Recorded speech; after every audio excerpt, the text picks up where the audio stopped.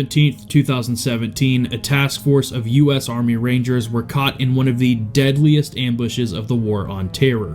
The Rangers were making their way through a small town in Afghanistan when they were ambushed by a massive force of Taliban fighters who had taken up positions in several different buildings on all sides of the Rangers' positions. The Rangers were now taking fire from all directions and from elevated positions. But thankfully, the Rangers weren't alone for long. 2 F-16s and an AC-130 gunship were already in the air nearby and immediately responded to the Rangers' calls for help.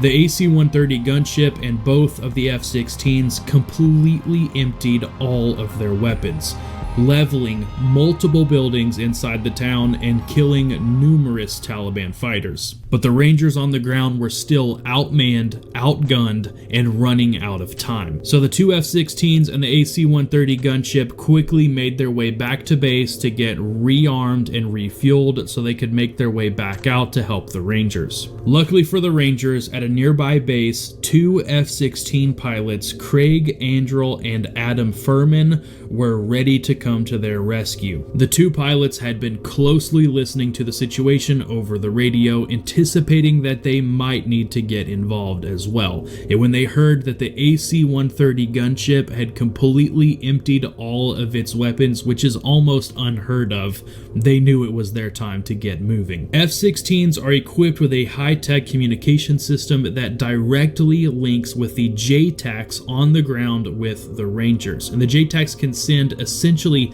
text messages to the pilot letting him know exactly which targets they need hit. And while they were on their way to the Rangers' position, Andrel and his F-16 received a message from one of the JTACs on the ground calling for the F-16's biggest bomb, a 2,000-pound JDAM, to flatten a multi-story building full of Taliban fighters. Normally, a pilot dropping bombs wants to see their target before releasing their weapons, both to confirm they have the right target and to be aware of what not to hit nearby, just to confirm that the JTAC and the pilot are talking about the same target. The last thing you want to do is drop a 2,000-pound JDAM on the wrong building. But in this specific situation, the Rangers were getting absolutely hammered from the target building, and Andrel didn't have time to do one pass by to make sure he was on the right target.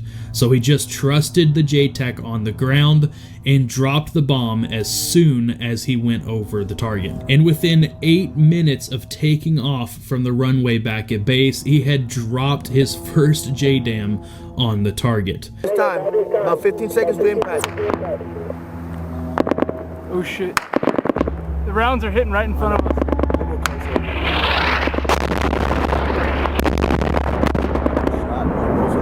And immediately he heard over the radio, "Good hits, good hits." The target building was completely flattened along with all the terrorists hiding inside. And from that point on, the F-16s just kept doing pass after pass after pass, dropping everything they had on the Taliban forces. Within minutes of arriving on target, both F-16s had dropped all of their bombs and were left with only their 20mm Vulcan cannon.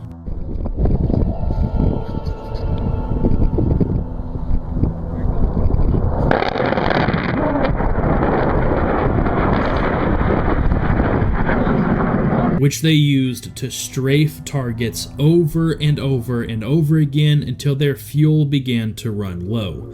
While on these types of missions, the F-16s refueled one at a time, one sprinting away to gas up from a nearby tanker, while the second stayed overhead to protect the Rangers. They decided that Andrel would be the first to peel off and go refuel at a nearby tanker.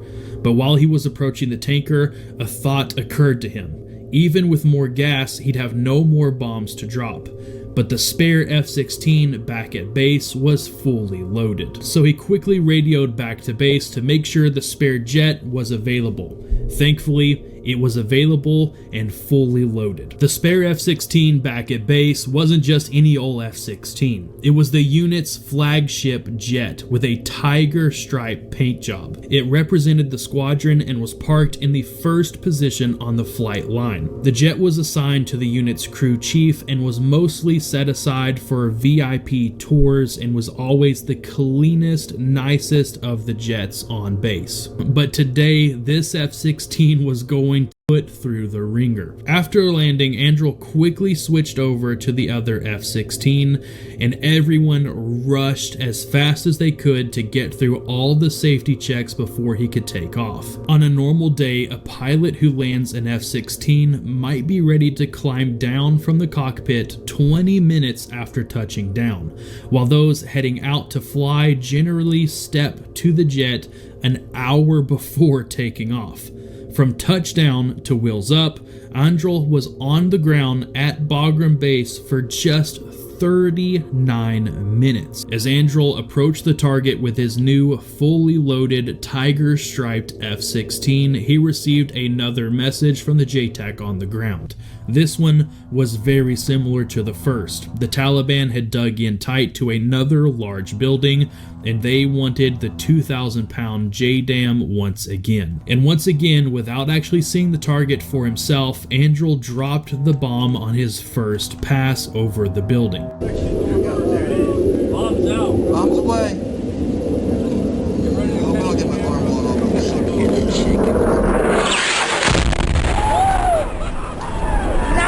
Oh my God! That shit was a fucking bomb.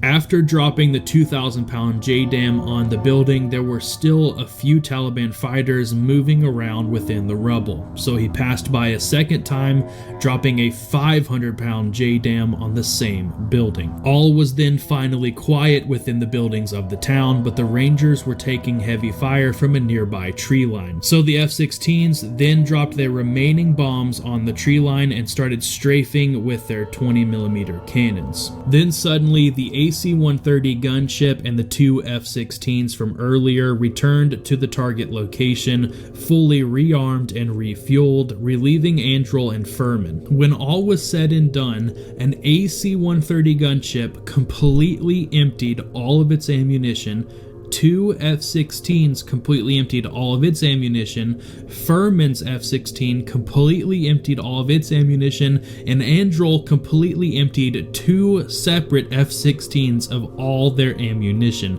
That is an unfathomable amount of bombs being dropped on a single town. Needless to say, that was not a good day to be a Taliban fighter. But I hope you guys enjoyed the video. Thank you so much for checking out. Definitely go check out the Patreon link down in the description for more uncensored combat footage and